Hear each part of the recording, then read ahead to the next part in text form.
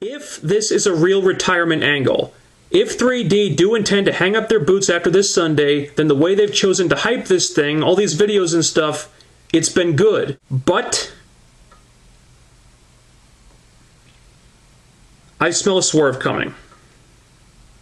Maybe I'm wrong. I really hope I'm wrong.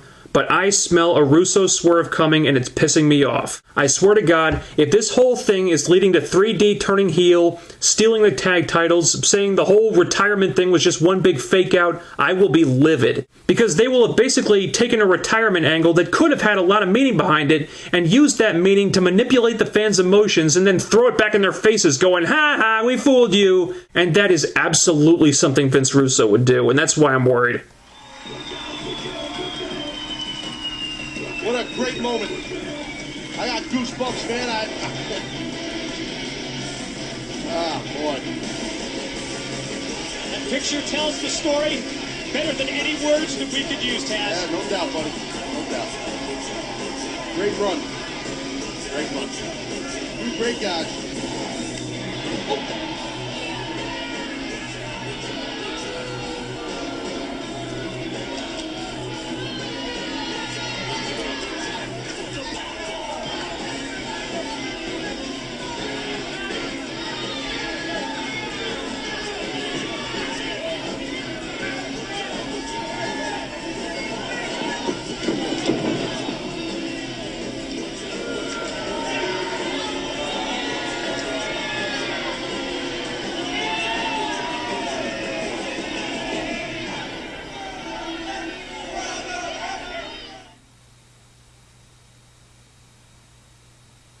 Fuck.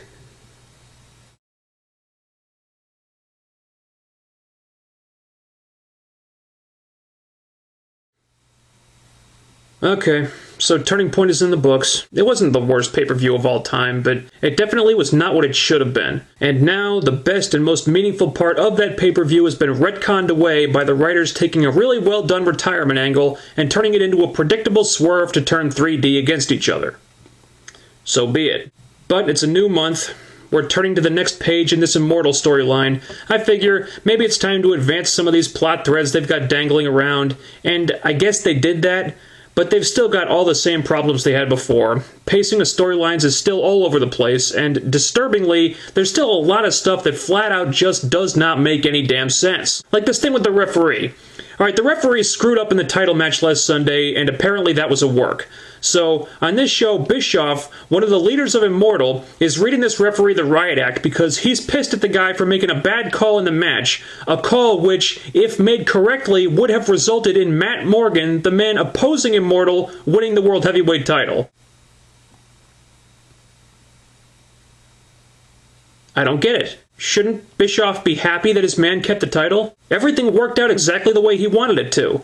The bad call worked in Jeff Hardy's favor and led to him winning the match and keeping the title, but Bischoff is still angry that this referee made a bad call for some reason. What the hell is going on? I don't understand this at all. The only way this would make sense is if this was leading to a swerve at the next pay-per-view wherein the referee turns heel and costs Morgan the belt. Speaking of stupid heel turns, you do Kaz versus Rob Van Dam. If Rob Van Dam wins, he gets a title shot against Jeff Hardy. So, this is a really important match, right? It should be portrayed as one because there's a lot riding on this. So I figure you'd want to give this match some time and raise the tension and really milk the drama of this situation. But instead, you have these guys wrestle for maybe 2 minutes, during which time Mike Tenay mentions in passing that Rhino's contract has expired, and Hogan and Bischoff, evil bastard heels that they are not renewing it. So Rhino's gone from TNA, he's done. Then we get the obligatory ref bump and Ric Flair comes down for the obligatory interference. But Rhino, the guy who, as Tenay just informed us, no longer works there, runs down to stop Ric Flair, but then gets in the ring and gores Van Dam. So I guess Bischoff is allowing Rhino to keep his job if Rhino becomes the mole in EV2 that Bischoff was talking about. And this was like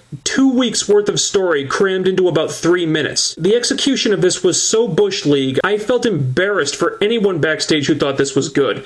You have Mike Tenay completely telegraph the swerve before it even happens, and then we're supposed to be surprised when Rhino turns heel 60 seconds later? Instead of doing this, why not have a backstage segment where Rhino is talking to the EV2 guys, and he's telling them that his contract is up, Bischoff's not going to renew it, he's out of a job, he's got a mortgage, he's got a family to feed, bills to pay, he just became unemployed, and he doesn't know what the hell he's going to do, and it's all Hogan and Bischoff's fault! And then have him come out and do the swerve. You know, make the audience sympathize with Rhino beforehand. Show us that there's a problem that Rhino has to deal with before you have him deal with it. But when you have Mike Tenay saying Rhino's contract has expired and Bischoff and Hogan have decided not to renew it, so Rhino is gone from TNA. Hey look, it's Rhino coming to help his friend and stop Ric Flair from interfering in the match. Oh my god, what did Rhino just do? He attacked Rob Van Dam! If there was a more half-assed way of executing that, you'd be hard-pressed to find one. The setup comes before the payoff, not during the payoff. Russo, Conway, how long have you been writing a television show? And you still don't know this stuff?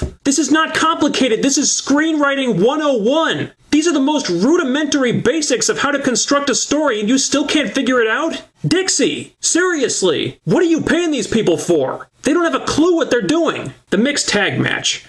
Right before this match starts, you go to a backstage interview where one of the participants of the match looks into the camera and says, and I quote, "I am not a wrestler." Is that really something that you want to inform the fans of prior to the match? If she's not a wrestler, then why are you booking her in a match in the first place? I know managers do get put in matches from time to time, but if you knew this character was going to be getting in the ring, then why would you hire a woman who can't wrestle worth a crap to play her? Why would you put her in televised matches when every match she's worked for your company so far has reportedly been hilariously bad? And this was no exception, by the way. This match sucked. And Cookie wasn't even tagged in for most of it, which was the really scary part. The more I see of Robbie in the ring, the more I'm thinking this guy is not ready for the spot he's in whatsoever. He doesn't seem to be that good. I'm not impressed with his work rate at all. And the booking here made the babyfaces look like complete idiots. Cookie gets Taylor to chase her, but she's moving so slowly that Taylor looks like she's just casually jogging around the ring,